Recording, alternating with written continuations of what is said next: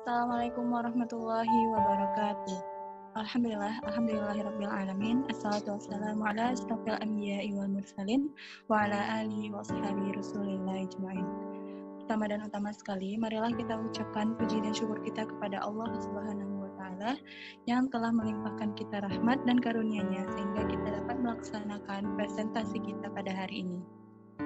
Selawat beserta salam tidak lupa pula kita hadiahkan kepada Nabi besar kita yakninya Nabi Muhammad SAW. Baiklah, untuk mempersingkat waktu, kami dari kelompok 8 kurikulum dan desain pembelajaran akan mempresentasikan hasil diskusi kami yang berjudul analisis materi pembelajaran yang beranggotakan 1. Mila Hidayatul Ihsan, 2. Lini Mulyani, 3. Nadia Farha Salsabila. Dengan materi, pertama pengertian AMP, kedua sasaran dan komponen AMP, 3. Keterkaitan AMP dengan strategi dan evaluasi pembelajaran, baik kognitif, afektif, dan psikomotor. Pengertian AMP, analisis materi pelajaran adalah kegiatan pemilihan materi esensial dari keseluruhan materi suatu pelajaran yang merupakan materi pelajaran minimal yang harus dikuasai dan dimiliki dalam proses pelajarannya. Materi pelajaran yang esensial itu mencakup tentang konsep keilmuan, tema-tema utama, dan nilai-nilai dasar yang memiliki karakteristik antara lain sebagai berikut. Pertama, universal, konsep kunci keilmuan itu memiliki tingkat generalisasi yang tinggi. Kedua, adaptif, artinya dapat memberikan kemampuan kepada siswa untuk mengadaptasi perubahan dan perkembangan pengetahuan dan teknologi. 3. Transferable, artinya konsep-konsep yang ada dalam pokok-pokok bahasan tersebut dapat dimanfaatkan atau digunakan bagi pemecahan masalah dalam berbagai pihak. 4. Aplikatif, yang memungkinkan untuk diterapkan atau diaplikasikan secara luas pada berbagai bidang keilmuan dan teknologi. Sedangkan 5. Meaningful, artinya layak, bermakna, dan bermanfaat untuk diketahui dan dikuasai oleh siswa. Baiklah, selanjutnya dibacakan oleh Mila. Pada Mila, disilahkan. Selanjutnya, sasaran dan komponen AMP. Sasaran dan komponen AMP adalah terjabarnya pokok bahasan, subpokok bahasan, terpilihnya metode yang tepat, terpilihnya sarana pembelajaran yang sesuai, dan tersedianya alokasi waktu yang sesuai dengan lingkup materi, kedalaman materi, dan keluasan materi. Keterkaitan AMP dengan strategi dan evaluasi pembelajaran kognitif, afektif, dan psikomotor.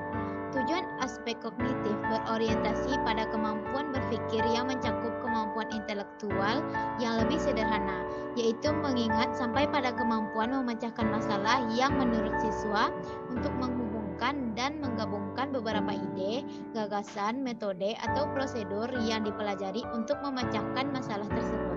Dengan demikian, aspek kognitif adalah subtaksonomi yang mengungkapkan tentang kegiatan mental yang sering berawal dari tingkat pengetahuan sampai ke tingkat yang paling tinggi, yaitu evaluasi. Evaluasi hasil belajar kognitif dapat dilakukan dengan menggunakan tes objektif maupun tes uraian.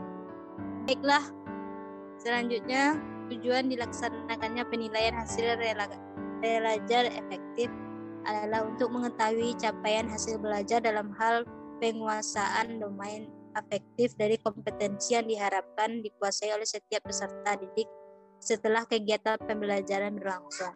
Teknik pengukuran dan penilaian hasil belajar afektif terdiri atas dua, yakni teknik testing, yaitu penilaian menggunakan tes sebagai alat ukurnya, dan teknik non-testing, yaitu teknik penilaian yang menggunakan bukan tes sebagai alat ukurnya.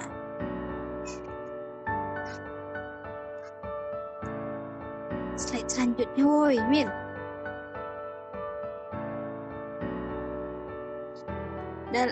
Dalam penilaian hasil belajar psikomotor atau keterampilan harus mencakup persiapan, proses, dan produk.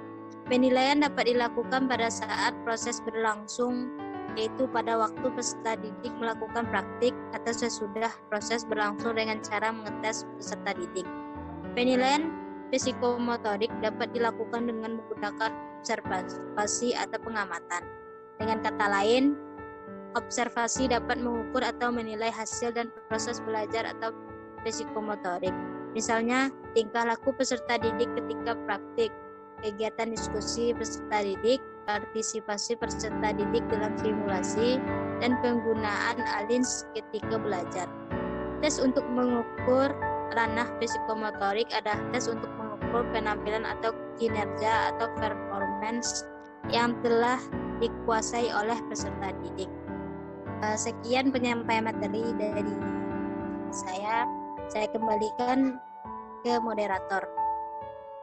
Baiklah, sekian dari kami, kelompok 8, kurikulum dan desain pembelajaran. Semoga bermanfaat. Terima kasih. Assalamualaikum warahmatullahi wabarakatuh.